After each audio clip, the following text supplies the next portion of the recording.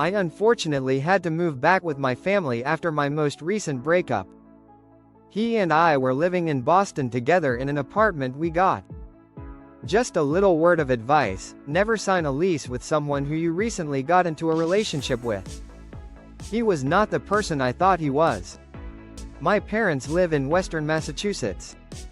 If you've ever been to Massachusetts, you'd know, the more west you get, typically, the more rural it gets. I'm not a big country girl. I like to be in or near a major city, especially since I'm in my 20s still. My parents' area is super boring.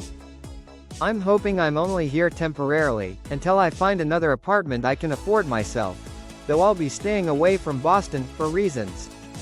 I had to get a job back at the urgent care facility I used to work at before I moved.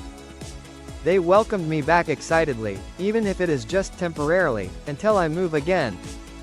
The trade-off with this job, though, is that I tend to work undesirable hours, meaning overnights. Though the shifts are easy, they're boring, and they entirely mess up my sleep schedule and social life.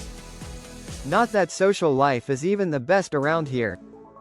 After my shifts, sometimes I'll stop for what's considered my dinner, usually takeout, since not much is open at these hours.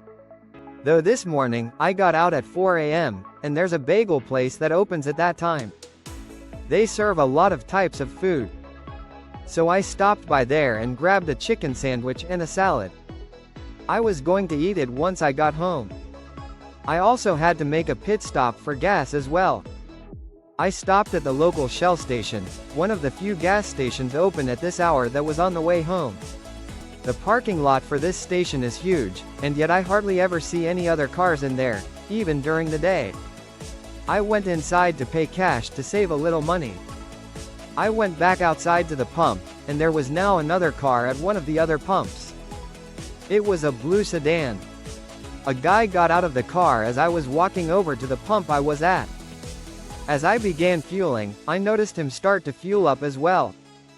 I guess he locked the handle in place so that it would automatically keep dispensing gas without him holding it, because he walked through the two pumps to my side and then said to me, "Wanna see a funny trick?" I immediately hated this interaction. Still, for some reason, I said, "What's the trick?" He then started doing that stupid old trick where you pretend you're pulling your finger off with your other hand by just folding it down. He kept looking down at his hands and then back at me with this kind of sarcastic looking expression, as if he knew what he was doing was stupid, but honestly, I couldn't tell. I fake laughed so that he'd go away, but he didn't stop. He kept doing the trick, even after I looked away and tried my best to pretend not to notice anymore.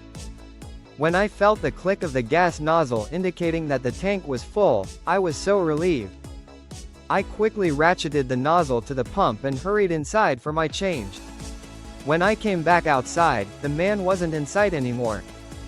Yet, his car was still there, and the hose was still pumping gas into his car. I didn't want to stick around to catch his attention again. I got back in my car, though just out of paranoia, I checked the back seats, just to make sure he wasn't hiding back there.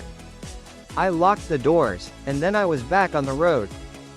I was home in about 5 minutes after that. I was so excited to eat my 4:30 a.m. dinner. I picked up the spare from my parents' hiding spot, unlocked the door, and then quickly hid it back in its hiding spot. I locked the door once I entered, as I always do. I went straight to the kitchen to eat. I make sure to be quiet when I get home late so as not to wake up my parents.